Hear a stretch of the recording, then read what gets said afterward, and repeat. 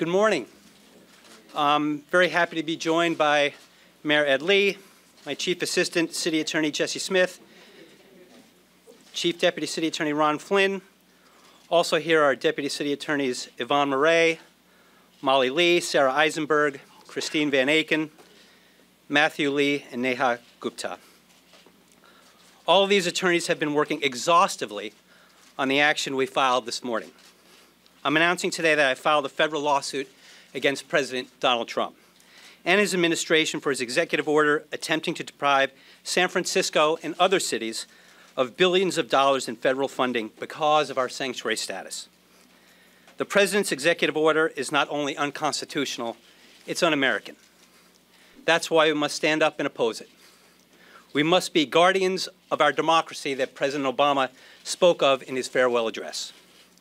This is not a step that I take lightly, but it's one that is necessary to defend the people of this city, this state, and this country from the overreach of a president who has shown little respect for our Constitution, states' rights, or the rule of law. The fabric of our communities and billions of dollars are at stake. My lawsuit contends that President Trump's executive order is unlawful for two reasons. First, President Trump does not appear to understand the Constitution and the limits it imposes on executive power. The Constitution gives local and state governments the power to make decisions in the best interests of our residents. President Trump's executive order seeks to interfere with those powers. Second, President Trump's executive order is based on a federal statute that governs the way local and state government employees share information about a person's immigration status. While San Francisco is a sanctuary city, we're also in full compliance with that federal statute. However, we view that federal statute as unconstitutional, and that's one of the reasons we are challenging the executive order. This country was founded on the principle that the federal government cannot force state and local governments to act as its agents. Throughout our history, this nation's highest court has upheld that doctrine. As recently as 2012, the Supreme Court, in a case involving the Affordable Care Act, said that the federal government can't put a financial gun to the head of local and state governments. That remains true no matter who is in charge in Washington, D.C. President Trump's executive order tries to turn city and state employees into federal immigration officers. That is unconstitutional. No president can commandeer the local police force and turn it into the deportation arm of the federal government. Beyond being unlawful, President Trump's executive order undermines the foundation of our communities, which are built on trust, hard work, and open communication. Cities are the laboratories of innovation, the economic engines, and the cultural heart of this country. This is where the American dream happens. There's a reason that more than 400 cities and counties across this country, including nearly every major city from New York to Los Angeles, have sanctuary policies.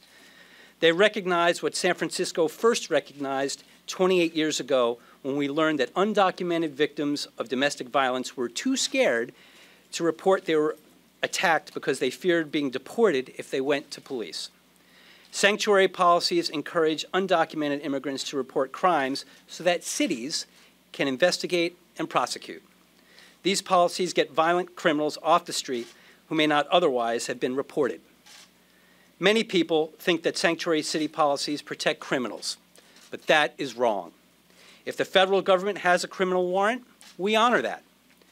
Sanctuary cities protect children by ensuring that their parents feel safe taking them to playgrounds, to schools, to the hospital. Sanctuary city policies protect families. Sanctuary city policies protect all of us.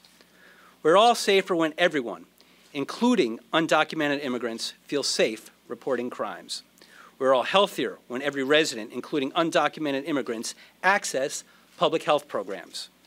We are smarter and economically stronger when all children, including undocumented immigrants, attend school.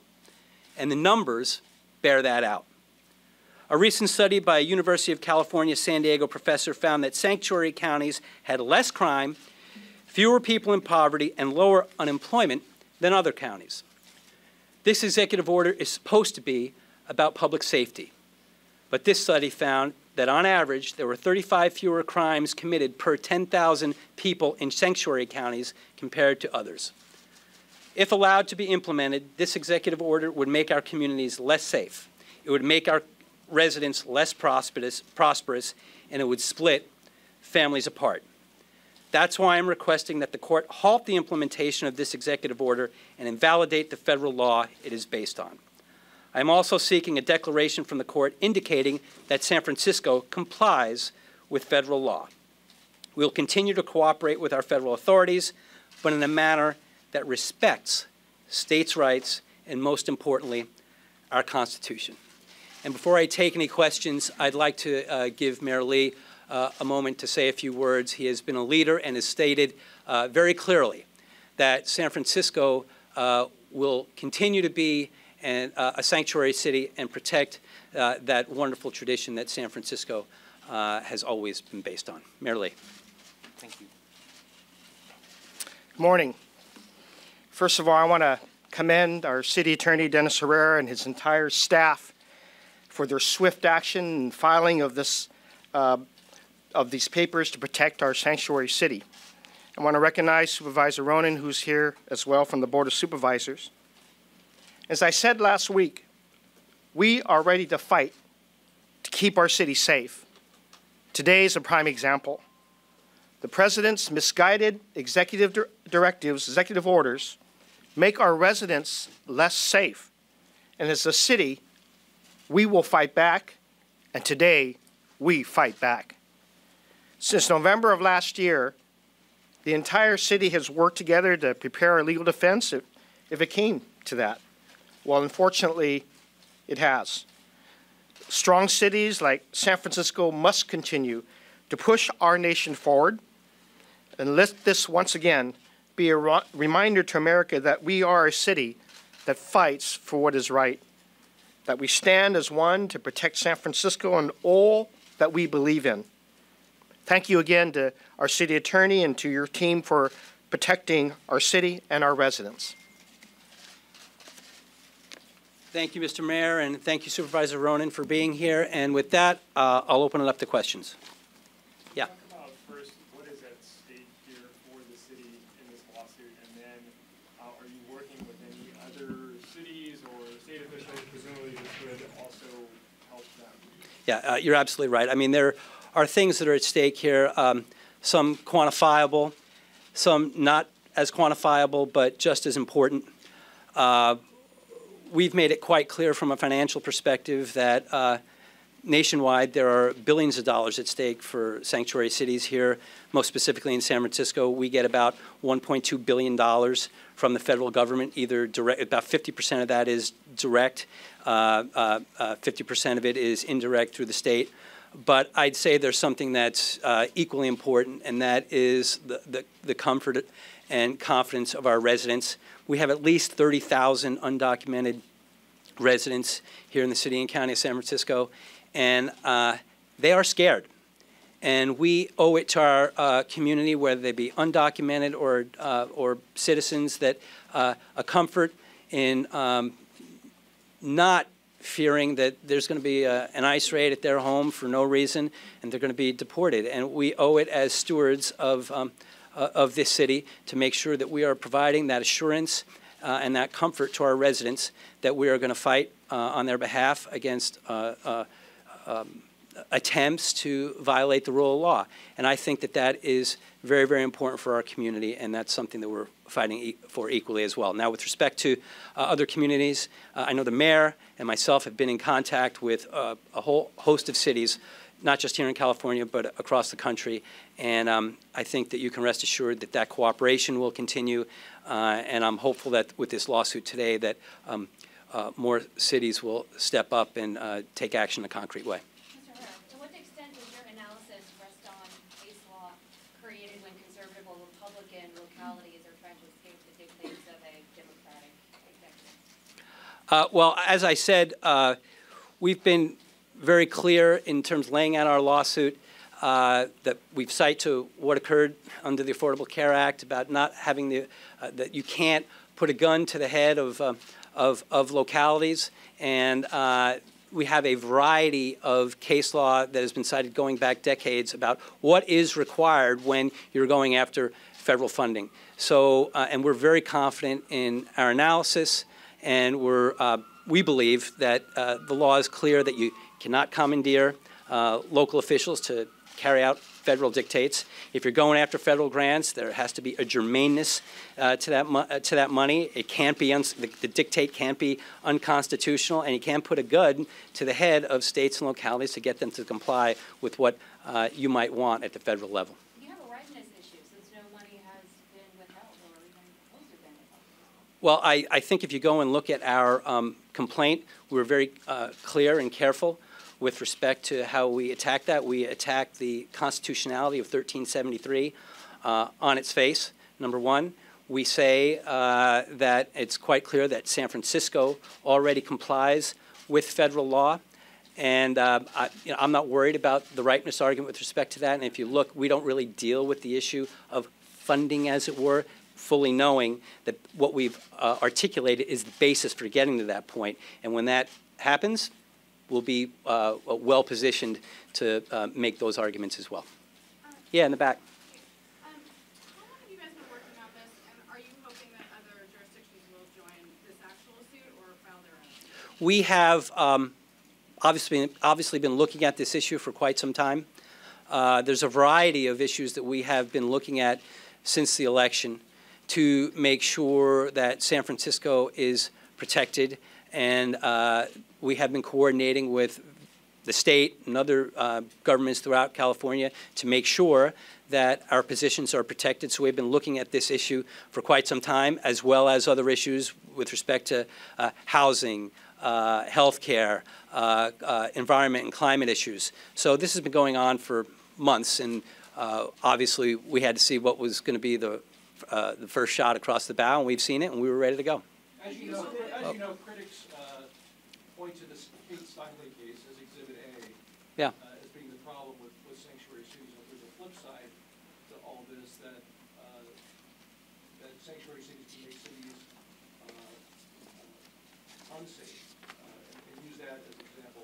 What's the counter-argument? I think that what you see is that, as I mentioned there, the data shows quite different. 35.5 less crimes per 10,000 residents in sanctuary jurisdictions versus non-sanctuary jurisdictions.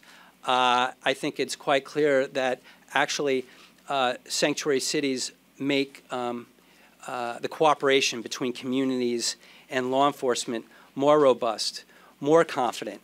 And listen, the Kate Steinle case was a tragedy. And we empathize with that family. We empathize whenever someone is a victim of crime.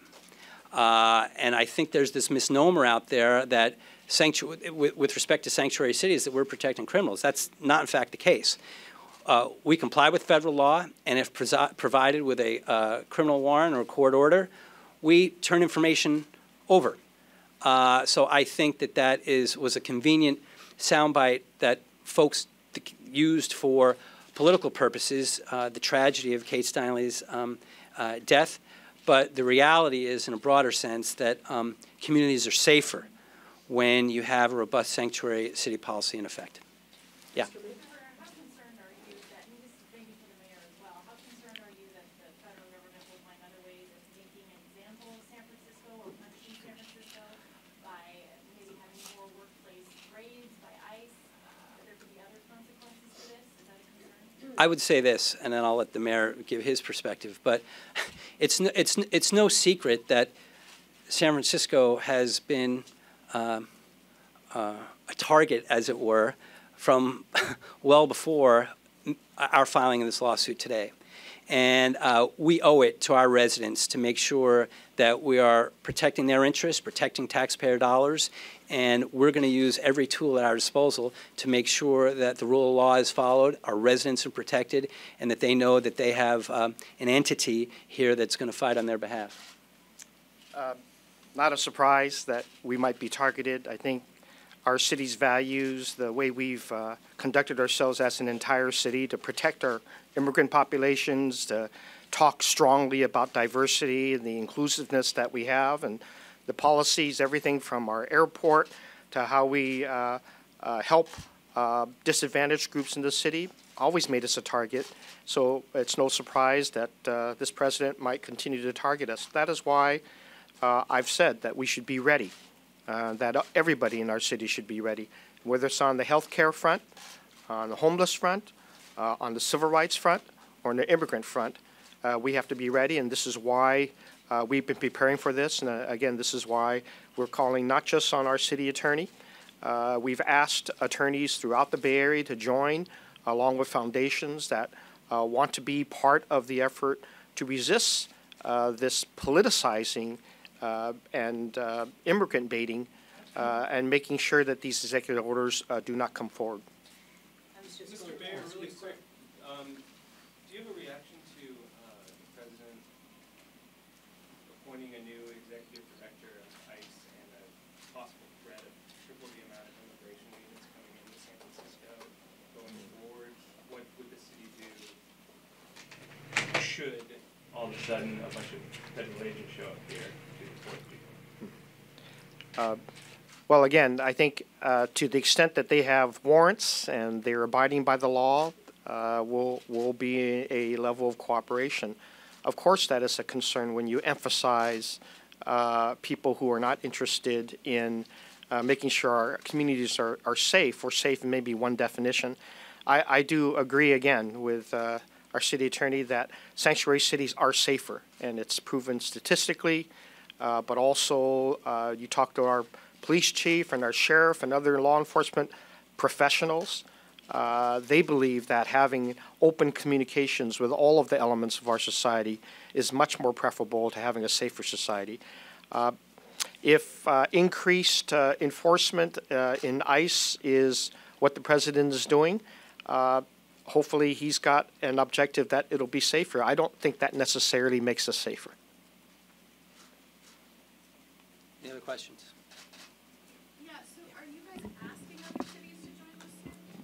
I think that this is going to be organic.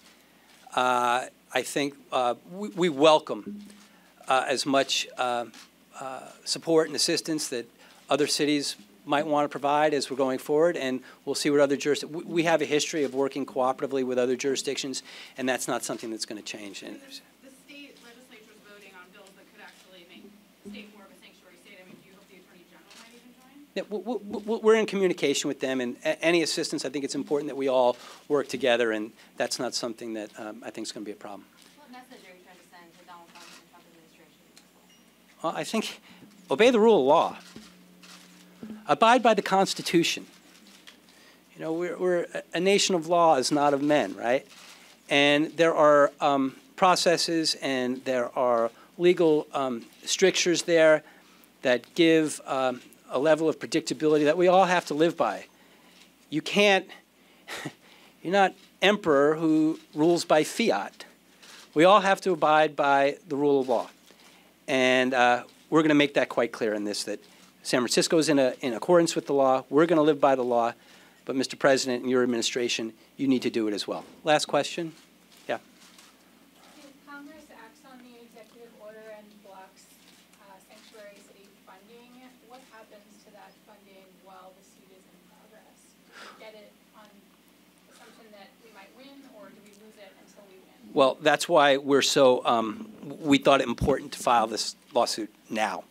I mean, as unfortunately the mayor knows better than I do, the budget process is a complicated thing. And it takes months, and there are certain assumptions that are made with how the city allocates money and assumptions that are made. The last thing in the world that we wanted to position we wanted to be in is down the road, we don't know where we are, and the mayor and his team have made certain assumptions, and then there's money that is being pulled aside, and we have a big hole in our budget, and that impacts law enforcement, that impacts health care, impacts homeless services. So by filing this lawsuit today, we're trying to get a declaration from the court that this is unconstitutional, that we are in accordance with the law, so that what you're talking about is not a risk that we run into. What's the timeline for getting that to the court? We'll have to see. We just filed today, so we'll have to see what the schedule is. You mentioned that you're working with other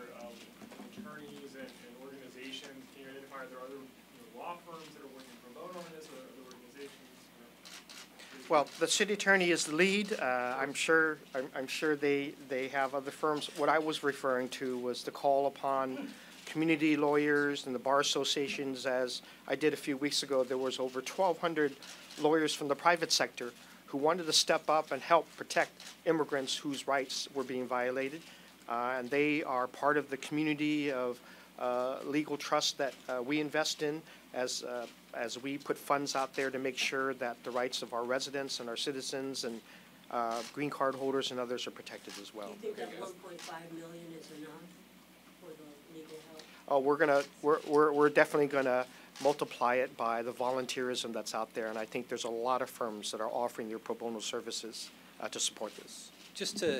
Before we close, I just want to be clear so you have, I think that the mayor, I think he's absolutely right. What he's referring to is individual immigrants that may be in need of legal assistance, like with respect to what we saw happen down at the airport, or there are other things, and that's not work that we do as a city attorney. And the mayor and the board of supervisors very generously has made money available to other nonprofits in the Bar Association. He's been encouraging other lawyers to step up to provide that individual service, and I think that is wonderful, and it's needed. With respect to this lawsuit, we're handling that here in the city attorney's office right now, and obviously to the extent that it develops and we needed additional help, we'd look, but right now I think that's something that we can handle. Thanks very much.